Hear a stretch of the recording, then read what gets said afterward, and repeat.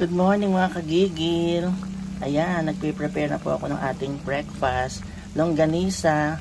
Yan, habang pinapakuluan, tutusok-tusokin niya po para lumabas yung yan. Ayan, malapit na maluto, no? Halo-halo na lang yan. Kasi napakuluan na yan. Okay mga kagigil?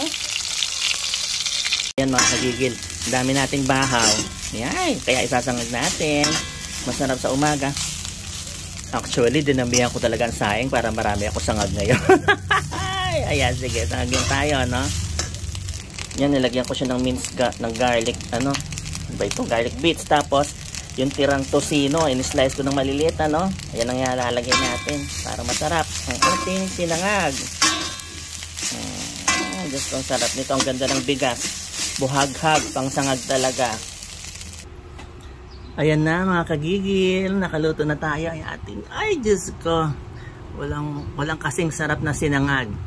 Nagprito na rin ako ng egg, tapos ayan yung longganisa, tapos meron pa tayong kapirasong natirang tosino.